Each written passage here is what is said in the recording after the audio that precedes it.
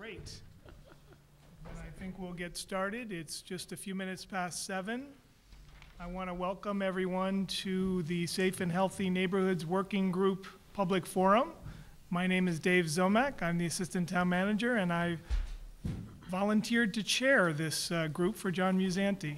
So I'm very excited to have you all here this evening. The working group has been meeting since November.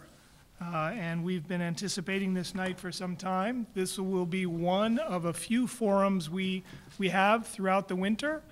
We are planning another one for February. That date is to be determined. I want to call your attention to the back table. I hope everybody on your way in picked up. There are 4 handouts on the back table that are new information for the working group to some degree, and certainly for some of you in the audience. So I would encourage you to pick those up on your way. Before we get started, I also want to make a point to reference the Safe and Healthy Neighborhoods Working Group website, which is under the main town website under the living section. All of the information we're going to talk about tonight, any information that has been discussed at previous meetings, packets, handouts, emails from concerned citizens, all of that information, agendas, of course, and meeting notes are all contained on that website. So that is the best place to go for reference throughout this process. And as we approach town meeting in the spring, we will try as best we can to keep that updated week to week. What I want to do now is quickly, if I could, go around the table and just have our working group introduce themselves to you. And then we'll go over the structure of the meeting and what's going to happen tonight. If I could maybe start with the chief. Scott Livingstone, the police chief in town. Nancy Buffone, UMass. Jonathan Tucker, Amherst Planning Department. Janet Keller, Precinct 1 Town Meeting member of Coalition Amherst Neighborhoods. Phil Jackson, Precinct 10 Town Meeting member and homeowner, resident of Lincoln Avenue. Stephanie O'Keefe, I'm chair of the Amherst Select Board. And Dave Zomack. John Musanti, town manager. Rob Mora, building commissioner. Ken Rosenthal. I live at Sunset Avenue. I'm a member of Coalition of Amherst Neighborhoods. I'm John Kennedy, Vice Chancellor for University Relations at UMass. Steve Walsay, Upton Village, Highland Management. So I thank you all. I thank members of the working group for being here. The members of the working group and their affiliations are listed in the back table as well in a handouts, and they're also prominently referenced on the website if you have any questions. Following this forum and as we go through the process, my email is listed there as well as a Safe and Healthy Neighborhoods email. If you have questions, concerns, comments, and you'd like to make them, please feel free to email me or the committee. All of those will get to the committee. Throughout the process, we are meeting weekly, and Stephanie and I will talk about that a little bit more in a few minutes. But we have been meeting weekly, almost weekly, since late November, with a few hiatuses in between there, from 3 to 5 on Tuesday afternoons in this room. All of those meetings are public, and we welcome your attendance at those meetings. Let me just say a little bit about how the working group would like to structure the forum tonight. This is really your night. We want to be as brief as possible. We would like to structure the meeting in such a way that we hear from you. We are going to ask for your comments, your feedback, your questions in a few minutes. And what I will do is I will call on people as you raise your hand, and we'll give everybody about 3 minutes for your first question, and then if you have follow-ups, we'll see how it goes depending on the size of the group and how many questions there are. What we're going to do is we're actually going to record them. This is being recorded for ACTV, but we will also be, one of our staff members who will be here in a few minutes will also be recording them just on the poster board over to my left. In a few minutes, I'd like to make a couple of comments, and then I'm going to turn it over to Stephanie O'Keefe, who is a representative on this committee as chair of the select board, but has also taken an active role in trying to help the group work through this process that we are embarking on. Let me see this. John, did you want to say anything before I launch? I want to thank the entire work group for their ongoing efforts. I know they are hard at work, and I want to thank all of you for being here. We want to hear from you tonight. This is the primary purpose of tonight's event, so I'm looking forward to it. Thank you, John. And let me just put this in context for everyone just for a moment. So during 2011 and 2012, the town manager, his staff, and various boards and committees and citizens have increasingly faced concerns about a wide spectrum of challenges related to rental properties in Amherst. This is not a new issue for Amherst. We all know that. But the frequency and intensity in which the concerns have been expressed has really inundated a number of boards, committees, and town staff. It reached a point where our town manager, John Musanti, looked to staff, looked to various people in the community, and John decided in October to form this working group to study the broad range of topics related to rental properties in Amherst. The group did not start with any preconceived notions. As Stephanie will outline in a few minutes, we have embarked on a very deliberative process that has perhaps gone at a different pace than many might have expected when we entered this initiative, but we're getting somewhere, and we're making great progress. I wanted to just read for you, just to set the tone so everyone's on the same page. I just wanted to quickly read John's charge to this committee, and then I'll turn it over to Stephanie. The working group will research and review programs of residential rental regulations employed in other college communities, including appropriate and necessary property inspection programs, will solicit input from stakeholder groups and members of the public, and will, not later than March 1, 2013, deliver to the town manager for his consideration and transmittal to the Amherst Select Board for its consideration and action a proposed program of residential rental regulations in the form of amendments to the Town of Amherst general bylaws for action at the 2013 annual town meeting. Key areas to be incorporated and explored include rental registration, special permit requirements, pre-inspection of rental units, regular inspection programs, et cetera, et cetera. And this is all on one of the handouts on the back table. The second part of that charge was to also look at the current for unrelated persons family definition in the Amherst zoning bylaw. I will say that by and large, our group has focused most of its attention on the first part of the charge. So I think Stephanie may reference it very briefly tonight, but by and large, we have put that off because we feel as though we have enough on our plates right now to move forward with looking at the rental registration program. So with that said, the group has met 5 times and embarked on a process to respond to our town manager's charge. We plan to hold weekly meetings during February, as I said, Tuesdays 3 to 5, and as necessary in the lead up to town meeting. We welcome your feedback as we go, and we hope you'll attend some of those meetings. Again, our schedule of meetings is posted on the website for your reference. So I think with that, I will turn it over to Stephanie to talk a little bit specifically about where we've been, where the group has been, and where we're going. Thank you very much, Dave, and thank you everyone for coming this evening. I hope you all got the handout on the back table that says Safe and Healthy Neighborhoods Working Group Status Overview, because that's really kind of the summary of where we are now, and I'll talk a bit about how we got there. As Dave mentioned, and as you could tell from kind of the introductions around the table, this is a diverse group. This is a group that represents town staff in all different capacities.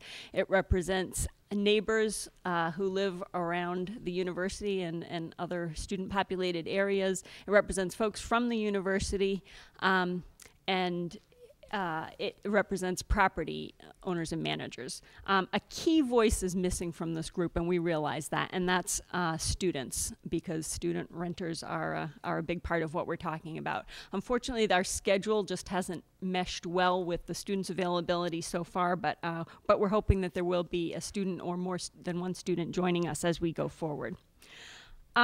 Within this diverse group, we have worked very hard, as Dave said, really a deliberative process to try and clarify what it is we're doing here. The town manager's charge to us is clear, but we had to really kind of step back and be clear ourselves on what a shared sense of expectations were about what we're doing and what we're trying to accomplish. And so we did that by breaking it down into a couple of key questions that have gotten us to this point. The first one was, why are we pursuing rental regulations? The next one was, what would the elements of a compliant property look like? And the third is, how will we implement compliance via regulations? So we spent, as Dave said, this is our 5th meeting, or we've met 5 times rather, so we spent a fair amount of time on each of these. What we have done, and in your packet is in that packet I referenced, is the whys, whats, and hows as of this point.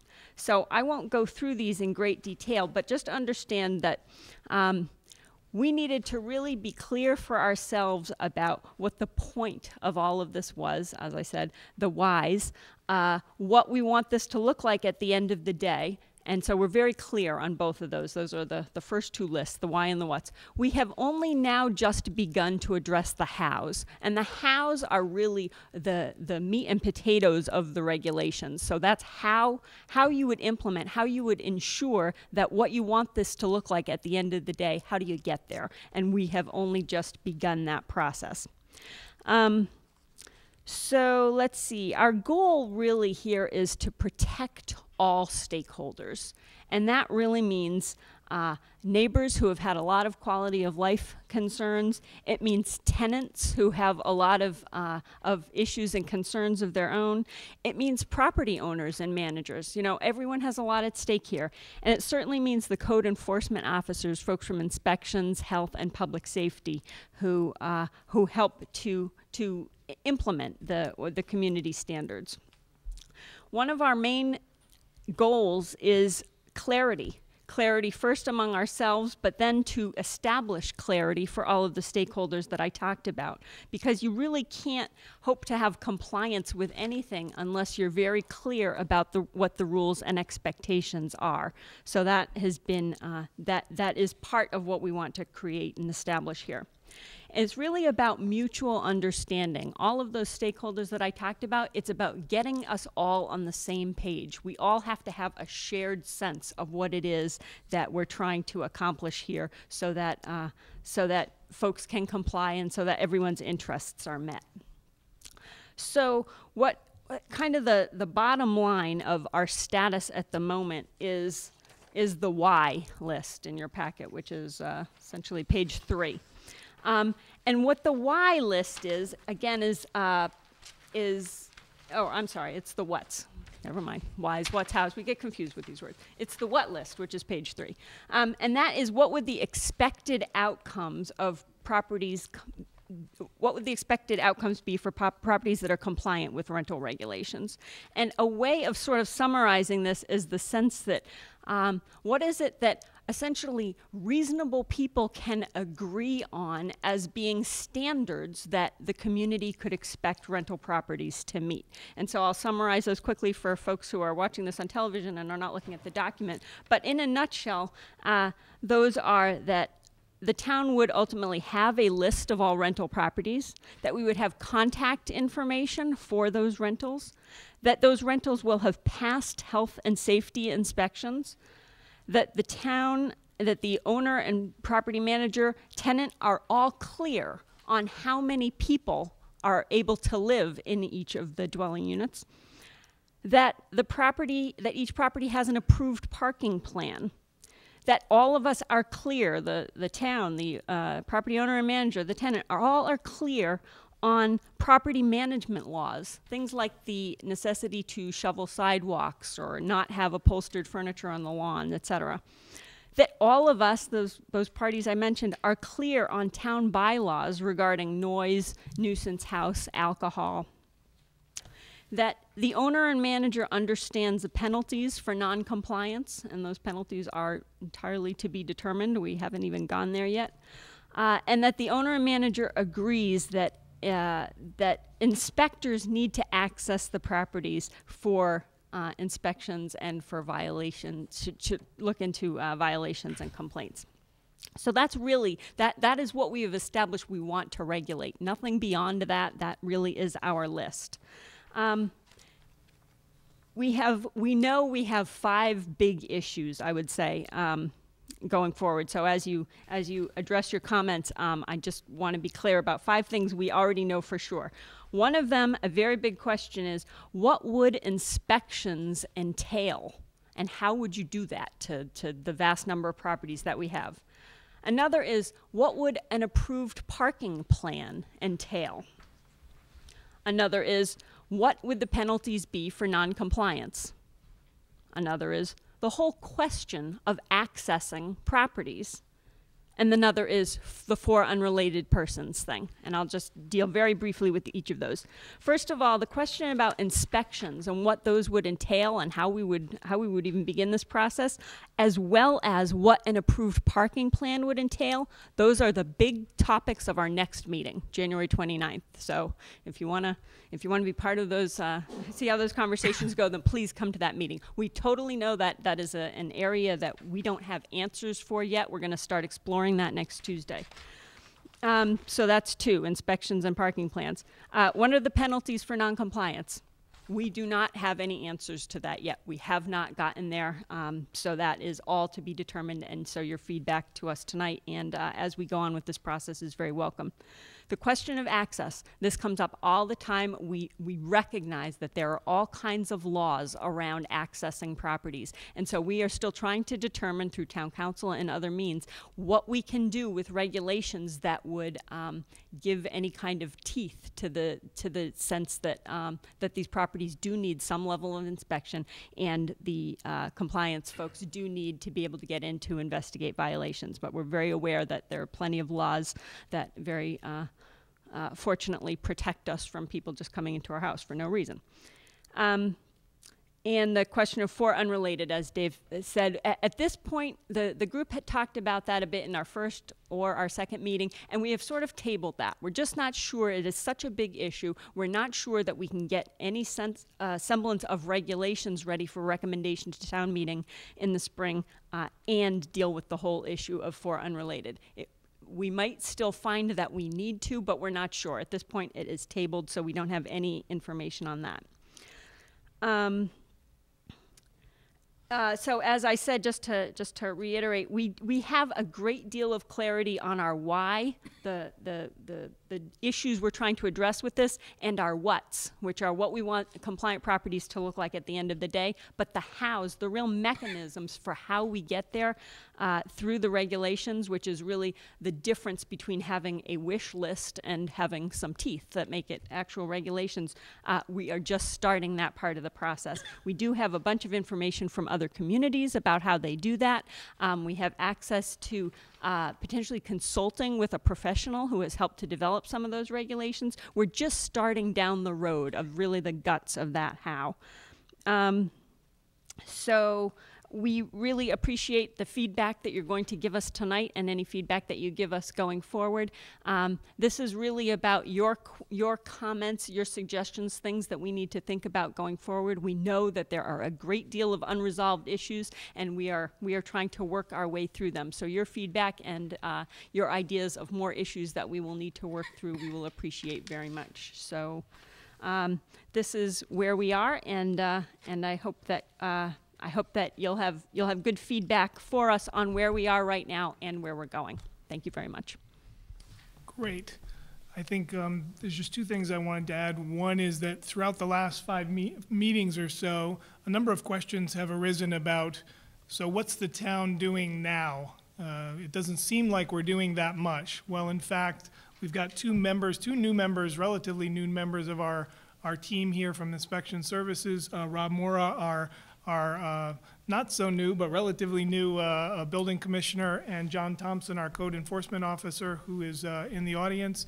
And at the direction of our town manager, Rob has led his staff in some directions of increased vigilance out there in the community, And reports are coming in to the town manager and also to the select board a couple of times a month now from inspections, from health, and from fire. So I want to call your attention to those efforts as well. I think the other point before we transition into the public comment period is I just want to say how wonderful it is to have the university represented in this working group. This is a multi-pronged effort. The university, I know, represented by John and Nancy here tonight, are working with Stephanie and John Musanti on this effort on a broader context, and it's just terrific to have the two of you here and working with UMass. So I think with that, we will, yes, and I was going to open it up if any members wanted to say a word. So, If I, Dan, if I could. may, David. Yes. I just want to remind folks that this is a work in progress. We haven't taken any action yet, and none of us can speak for this committee because we haven't. But there is something I'd just like to mention that has not been mentioned yet, and in the how area, which we have not yet reached, there will probably be a significant discussion about the possibility, and I predict likelihood, of a special permit for residential rentals.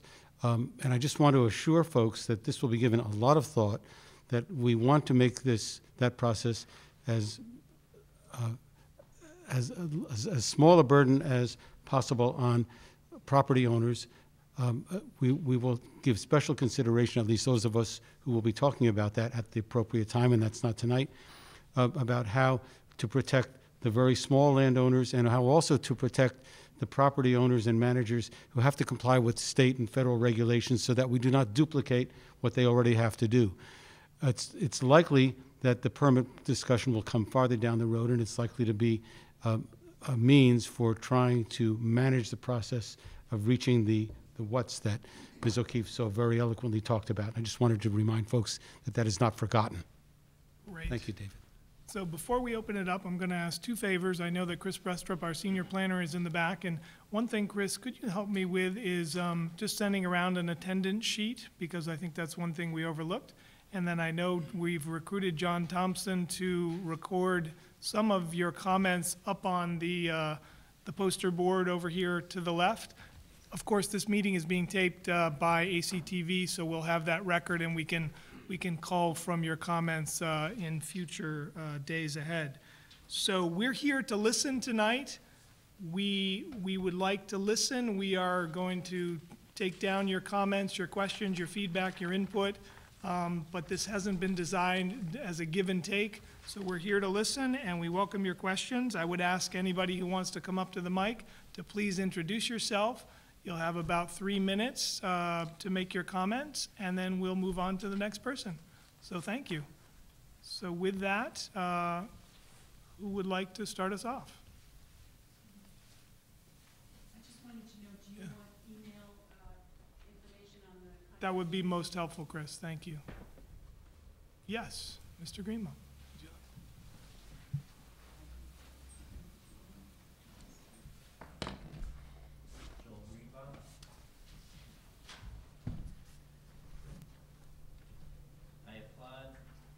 Committee's desire to register all of Amherst's rental properties, be it single-family, multifamily, condos, rooming houses, and rooms in owner-occupied homes. Penalties are in order for those who refuse to do so. It's high time to crack down on some landlords in favor of quieter neighborhoods with fewer parties. Hold landlords accountable for poorly maintained buildings, excessive trash, and poorly manicured yards. This is a worthwhile endeavor, but must be addressed with sensitivity to all parties involved if this is the past town meeting. There should be a rental registration process, but there must not be any fees. It becomes too punitive. There should not be a cap of 4 unrelated in each unit, providing students are not sleeping in the basement. This will cause students to spread out even more and occupy more houses throughout the residential neighborhoods. This will displace many long-term residents and create more of a housing shortage. There should not be any rental licenses or any initial inspections. They are too regulating, too time-consuming, and too expensive for the taxpayers. Enforcement should be complaint-driven. We already have all the laws in place that prohibit noise, regulate trash, and we possess building and health codes that can be enforced by our inspectors who are already authorized and empowered to do so. Thank you. Thank you very much. And again, if, as we go tonight, if people would like to submit written comments, if they have them and they want to leave them with me, that would be fine too, or you could email me them in the next couple of days. So who would like to go next? Yes. I'll just make a quick comment. Just to clarify Mr. Rosenthal's comments, he mentioned potentially a special permit down the line. He didn't mean special permit, or I don't want to speak for him, but I believe he was speaking generally about a permit or license concept, as Mr. Greenbaum was referring to, and not special permit per the ZBA. I was using the language in Mr. Musanti's charge, but no, special permit, as the ZBA understands it, is not what's meant by me. Thank you. Yes, so I just wanted to clarify for anybody who was sitting there going, oh, that's going to go before the ZBA. That's not what he meant, so thank you. Thank you for that clarification. Yes, in the front.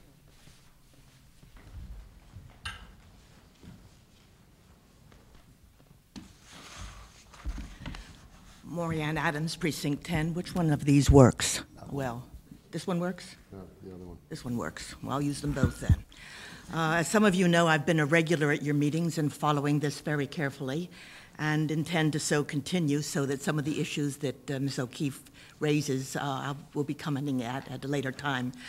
In preparation for my comments tonight, I looked at the list of permits and licenses on the Amherst website. And there's a pretty formidable list there that I think, ranging from fiddlers to innkeepers to taxi drivers, et cetera. So it's not as if the notion of a permit is such an odd entity in the town of Amherst. And I've been distressed by the absence of frank talk about a permit, license, or certificate of registration, because I think that the discussions of registration and regulations are necessary but not sufficient to what we had asked for and what Ms. O'Keefe promised us at the last town meeting and what Mr. Musanti promised us at the last town meeting, which is some kind of permit or license to do business or certificate of registration, something that designates that this is a commercial activity that requires compliance. And it does seem to me that registration is something that the registrant does, but not something that needs to be renewed or that can be revoked.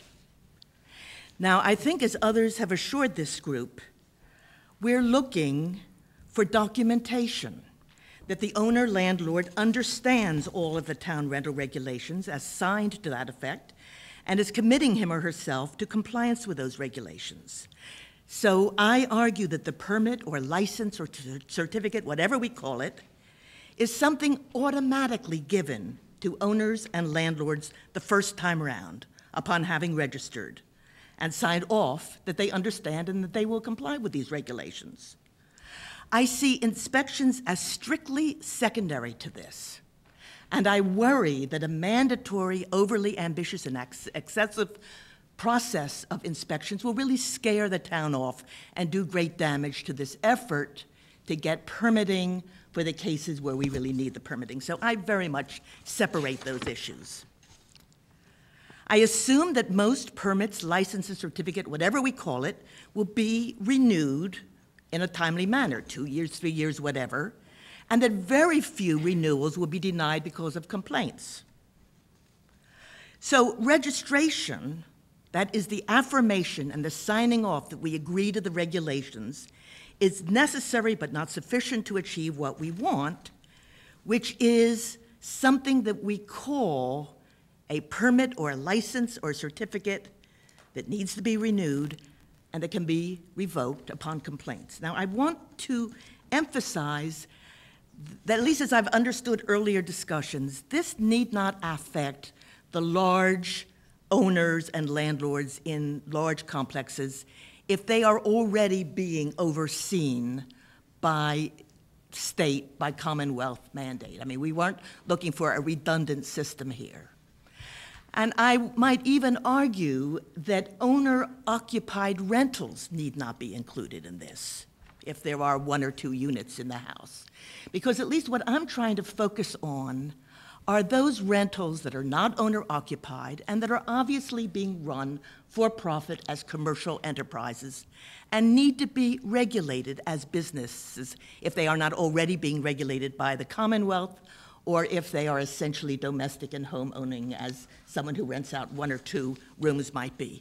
However, if we make distinctions among, let us say, these 3 classes of rentals, the large complexes such as Puffton, the owner-occupied that rents out 1 or 2 rooms, and that middle that we're focusing on, or at least that I'm focusing on, which is houses or several units that are not owner-occupied and they're being rented commercially, I would want assurances for the part of the town that an owner-occupant really is the owner-occupant, because I think we are all aware that there are a few egregious cases in this town of people claiming to be owner-occupants and not being there. They're really being commercial rentals. So we need some kind of assurance about that. So I do suggest that the committee look at a 3-class, a 3-tiered system for these. Ms. I Adams, want I'm going to interrupt for just 1 second. Are you close to wrapping up, or I'll give I you a am little wrapping extra time if, go ahead. No, I mean, I think it would be useful to look at a 3-class system to be able to think about what best suits each class, and possibly to save the permit, license, or certificate for that 2nd class, although we, I think, see the difficulties with the other 2 classes. And I do want to emphasize in closing that inspection, I think, is not the driving force on this. I think that inspection is something that could be ramped up in a timely manner, possibly as tenancies change over, not on a regular calendar basis, and possibly focused to those rentals that are not in the large complexes, but that turn over on an annual basis. Thank you. Great, thank you.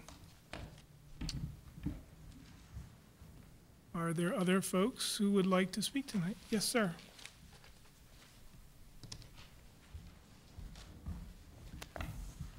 I'm Tom Airgood, Precinct 5 town meeting member and member of the ZBA. I'm speaking as a member of town meeting, not on behalf of the ZBA.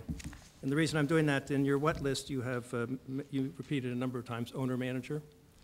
And I'd like to call your attention to the relationship between those 2, that term owner/manager, and the provision in the amended Article 3.2211 in a non-owner occupied duplex, who is responsible. There's 3 alternatives. The zoning board of appeals is required to, we have to require the ongoing services of a qualified professional management company, or a resident property manager, or similar provision for proper management of the rental use as a condition for approval. So with those 3 things there, it's not perfectly clear always who the manager is. So what I would suggest to you is something like having the term responsible person, and defining responsible person along the lines of if the owner resides in the rental property, he or she is the responsible person. If the owner does not reside in the rental property, the responsible person shall be the owner and such other person or persons designated by the owner to meet the obligations of this regulation. So if you do something like this, you can have a flexibility in the different cases where there's, how do you know who is the responsible person? It's not because he or she is called manager or he or she is called owner, but he or she has been designated in some kind of registration form that you will have established. Thank you very much. Yes, are there other people who would like to speak? Yes.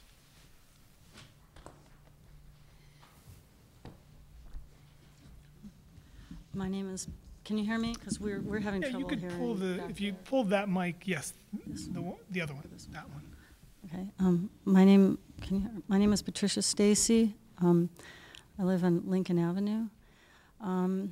I had the opportunity to speak before the planning board, and I'm honored to speak before this committee as well. I moved here in August from Northampton and have lived next door to Smith College for 20 years and came here really, I have to say, kind of innocent of what's been happening in the neighborhoods. One of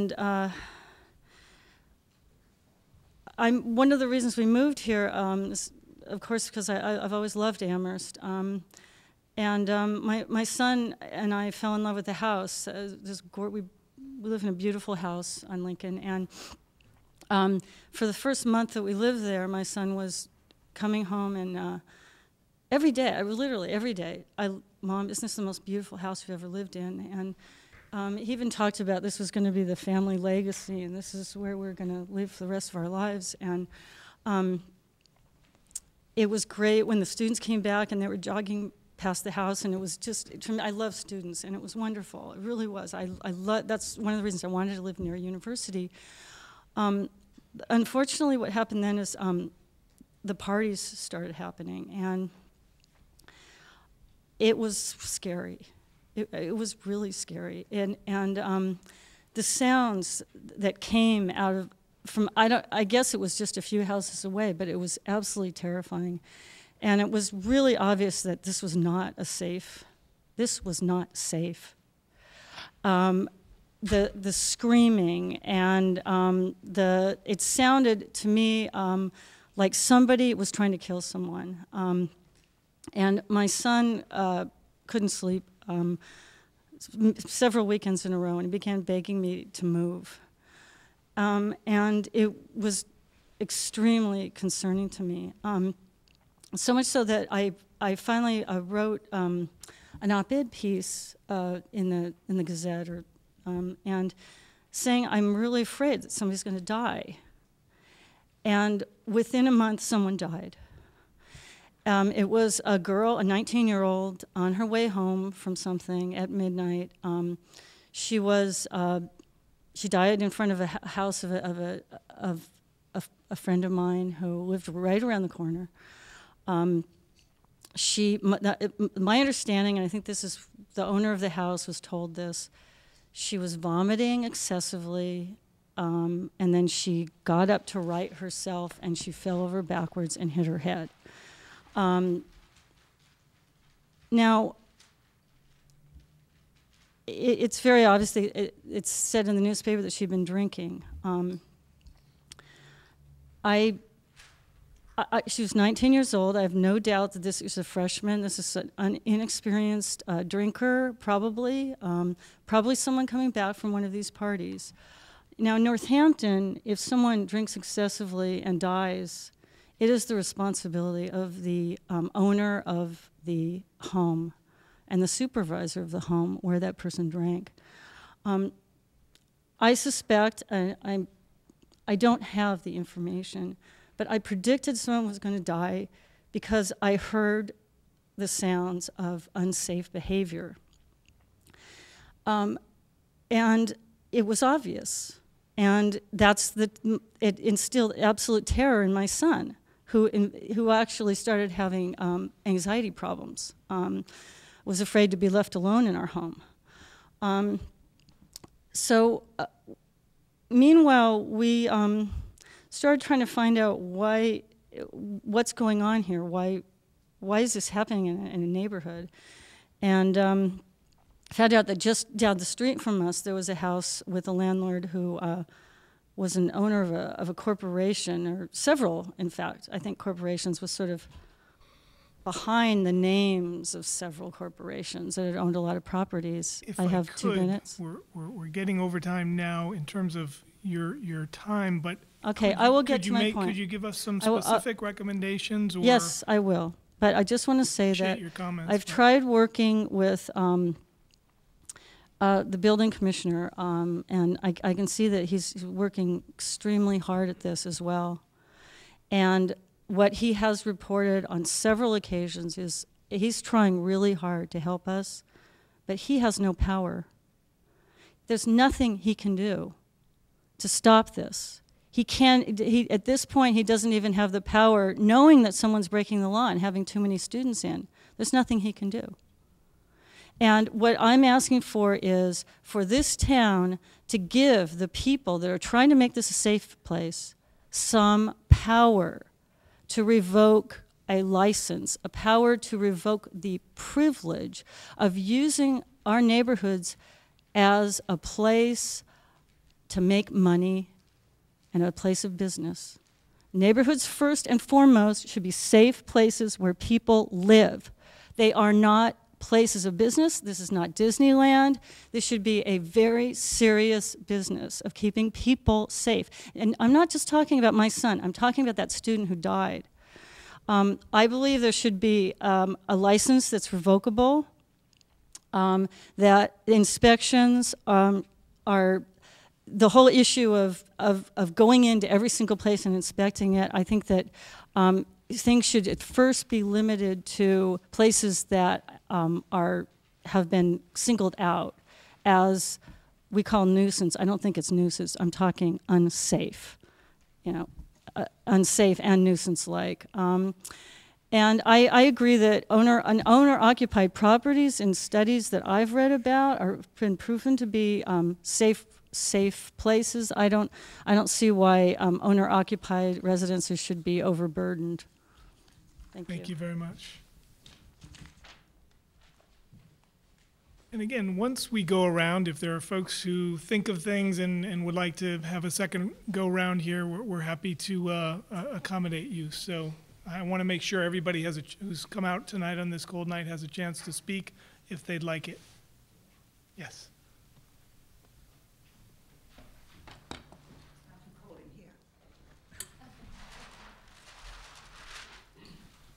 I'm Melissa Perot from Precinct 1. I think we've heard from each of the people here that what's of great concern, and which is sort of the last piece as I understand it and what's going to happen, the how, is enforcement. And I've tried to understand why we have so many regulations, and yet they are so difficult, it seems, to enforce. I hate to see you all working so hard to come up with yet another regulation that cannot be effectively enforced. My work on the nuisance house bylaw was to make a mechanism, which didn't exist, for enforcement. And hopefully, with some more tweaks, that will happen. But I think the emphasis here needs to be what can be enforced, and then make a regulation that will fit what we think we can enforce. If it's impossible to go into houses, then we can't make regulations that require inspections. And so let's go that way. But there are perhaps regulations that can be made that can be enforced to the extent, at least, that a license or certificate can be not renewed in that business, taken out of town. Yes, it'll mean that the student impact will be great. There will be that many less student housing. But we've got to get the enforcement straight. We've got to get our priorities straight. People won't take any notice because they know this isn't, with a registration, you can say that you're going to do all these things, but until it's quite clear that there's going to be a way for it to stop, not just be fined, stop, I don't think it's really going to be taken that seriously. And Pat was saying that the building person had no power to deal with her situation. It's this quote, power that we need to get hold of and find, create if necessary, and then use in so many situations in Amherst. It's not just this one. There are regulations, as I think Maurianne pointed out when she did her little research about permits in the town. There are a lot of people who have them. I'm not sure they're very effective in getting the result that we want, the what that Stephanie was talking about. And I'm not sure that her what list has that in it, that they only have to understand the penalties. No, we have to have a mechanism for enforcing the penalties, for using them to the benefit of the community as a whole. So if it was my wagon to pull, I would start at the other end, so to speak. I'd find out what can be enforced. What are our legal options here? We haven't had our legal counsel involved in this, and I think that's a great shame. I mean, he may be in the background somewhere, and we may present him with the last, draft of what we are doing. I think he should be up front and present in this process and find out what it is that is preventing regulations from being enforced and what regulations exist that we can enforce. I did read some in another state, I think it was North Carolina, where in fact there is a little loophole from a citizen complaint that allows an access to be obtained to a house at quite short notice. So I think there may be ways to do this, but we don't, I'm not about to enter into the legal domain. There may be ways, and I think our legal counsel should be very much present in this process. And I would recommend that he get here pretty soon. Thank you. Thank you very much. I'm recognizing that I'm leaning this way. Is there anyone for just this side of the room who has not had an opportunity to speak? Yes, in the front row.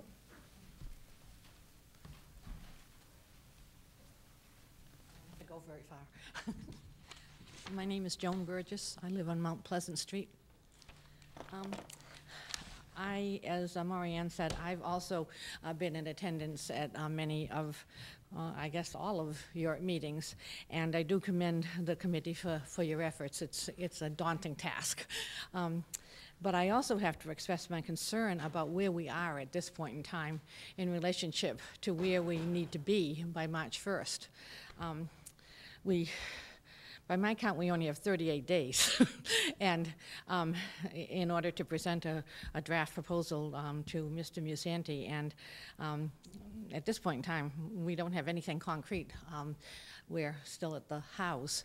And so my concern is that we've been promised that we will have something to put forth at the Springtown meeting. And unless we set a really tight schedule for how we're going to do this, it's a concern to me because I think that we're all depending upon the fact that there will be something for us to move forward on and to make the situation better by having some sort of a system to regulate rental properties.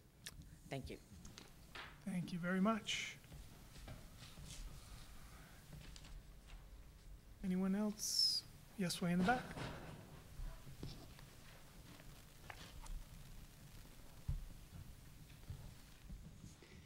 Hi, I'm Cinda Jones. I grew up near Lincoln Avenue, and I'm surprised at how the neighborhood I grew up in has changed. And I manage North Amherst Student Rentals that have been student rentals for the past 2 to 6 decades. So that's not a change of use. But like my neighborhood where I grew up, I've never seen such out of control kids as we've seen lately. And as a landlord, I'm concerned and want help dealing with it. I think the internet is largely to blame. If you can send a text message and have 1,000 people show up at a party with no notice, it's pretty hard for a landlord to be able to do anything about that. So the enforcement is pretty key. Steve Walczak has been part of a Chamber of Commerce member landlord group that's been getting together quite a few times since these issues started coming up. We've met with some neighborhood residents in the Lincoln Avenue neighborhood, and we've talked about how we agree that there's a problem and that nuisance houses need to be held accountable. we're working on best practices and a letter that this group can send to all property owners to talk about what we've defined as best practices, how we handle situations, and how we need to work together to demonstrate that we take this seriously and want to fix the problem as part of a solution. There are things that landlords can't control, like if somebody throws trash in the lawn at night or if a text message generates a party. But we'd like help holding students accountable, and one way might be if you help us develop a hotel-style back-of-door placard that says, these are the relevant town bylaws that you ought to be aware of, and if you violate them, these are the penalties. And that should maybe be a condition of all rental houses, that that is there, so kids know, for unrelated people, that's it. If you break the noise bylaw, starts at 7 a.m., you know, before 7 a.m., after 9 p.m., I don't know the law, I'm sorry, you're gonna get a fine of this much money. Maybe there could be a landlord-paid fund that would hire more police, because we hire private security, and they're seen as mall cops who the kids don't take seriously. And we're trying to do enforcement the only way we can. And I would rather pay Chief Livingston's staff than pay the mall cop guys who don't do as well. And I think other landlords would be willing to chip in what they're paying for private security, and there are a lot paying for private security, to do the same thing. Finally, until you allow student housing in a well-regulated way in several places in this town, the conversion of residential neighborhoods is only going to continue. And I urge you to figure out where it's appropriate to have well-regulated multi-unit student housing before this gets a lot worse. Thank you. Thank you very much. Other interested speakers? Yes.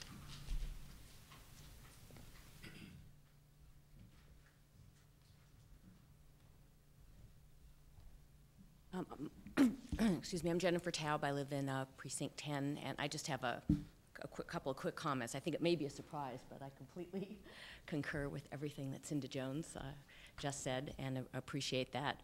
I would just, to reiterate probably what's already been said, but for my 2 cents, that I am, would like to see a permit or certificate, whatever name we want to give it, primarily to put the town in control, so the town is in the position of being able to withhold or, take away for those egregious landlords, their right to rent if they consistently violate town bylaws and regulations.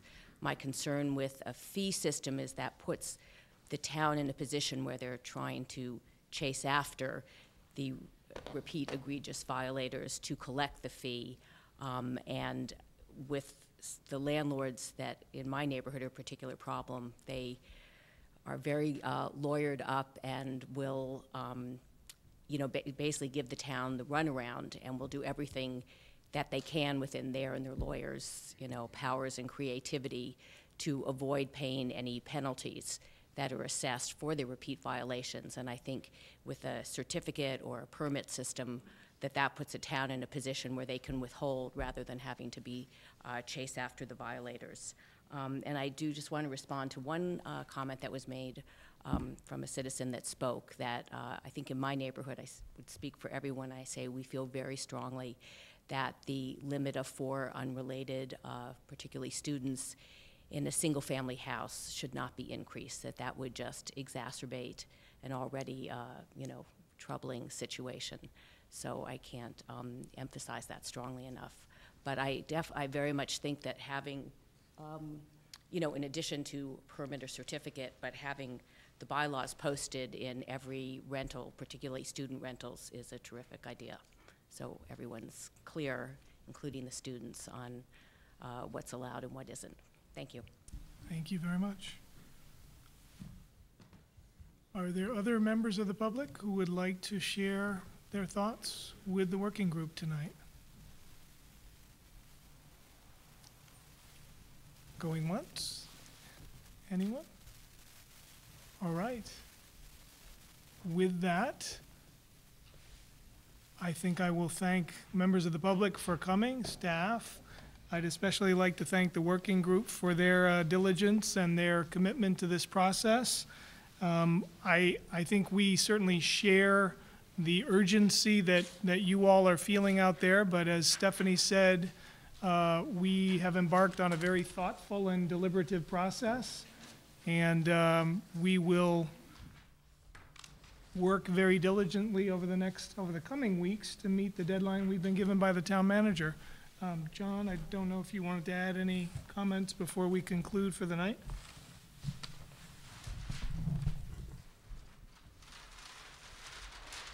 No, but I know there was a lot of active listening up here, and that's very important. And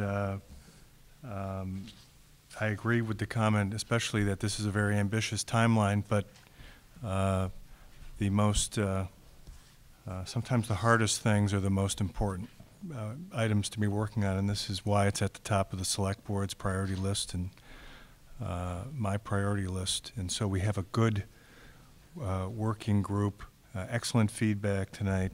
We have a lot of work to do, and stay tuned. Are there any comments from the group?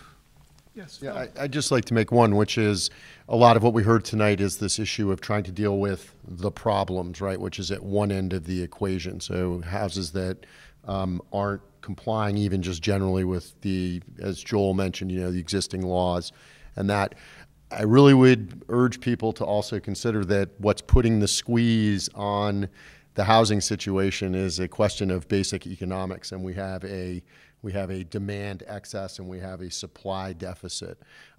So part of the reason, in my estimation, why we're in this situation is that as kids are trying to find places to live and the prices of those places increase, there's an incentive to try and squeeze more and more people into the properties. And so if we aren't careful and we regulate this to a point, the kids aren't going away and there aren't less of them coming. And I don't think anybody from UMass is going to say they're going to turn off the hose of new students coming in. And so part of the solution to the long-term problem, in my estimation, is addressing that supply side thing. So we really have to think about how do we create new housing, how do we redevelop existing housing to encourage people to come. I think Cinda raised a really interesting point. The thing that has changed, it's not just the text messages, it's also the advent of taxi cabs.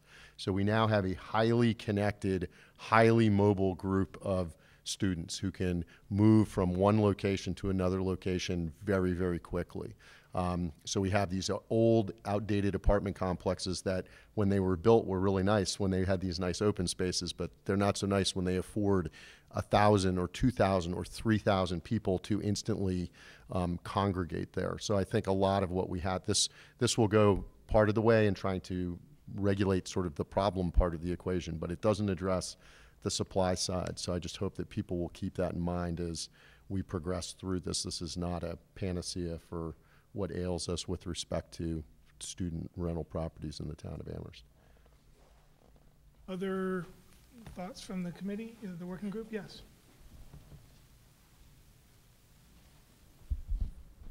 There certainly is a supply side, but I don't want us for 1 minute to forget why we are here. When people have to go, Pat told one story, but another one she did not tell was Priscilla White's story of having lived in her house for 10 years, bringing her daughter's family with her, and more recently with the problems that you described of the intensity and frequency of the problems that we are experiencing. What had been a family home that she could live in has become a place where the family roams from room to room, finding one where they can possibly get a good night's sleep before they go to school and work. So the urgency of that and the brutality that has been spoken about and the numbers that are gathering, the danger that is there, we must not forget that. I do want to go to the supply side, and that we can address that with some sort of license, permit, or certificate, nobody cares what it's called, that is easy to get, that's easy to hang on to. But if the person who has the right to make money from these properties is flaunting and flouting what the public good is and what the town's needs are, then it goes away and should go away. And we should not be afraid to do that for those very few who are doing that. Finally, it is important to address the supply question, and no one thinks that all the attention will be on this problem and that the student housing problem won't be there. And in that regard, I want to say how important it is to address the appropriate siting. Proactively, let's get together and talk about where can this work? Where is it not going to work? Let's do that together as a community, and in an equally deliberative process to the one that we have seen here. I wish to commend the folks I've been working with here, town staff and every other member of the coalition of this working group from the different sectors. We've been working as cooperatively as we possibly can and deliberatively, and I think if we carry that through on some of these other important matters, it'll take us a very long way. Thank you. Great. So with that, I just want to remind everyone on the 29th in this room from 3 to 5 p.m., Tuesday the 29th, the working group meets again, and our two focus points for the 29th will be parking and parking-related issues and inspections. And we'll be following a similar pattern to the why, what, and how that Stephanie described before, but we will really be getting into those two topics in some detail. So we welcome your participation and attendance at that meeting, and we'll look to see some of you a week from today. Thank you very much for coming.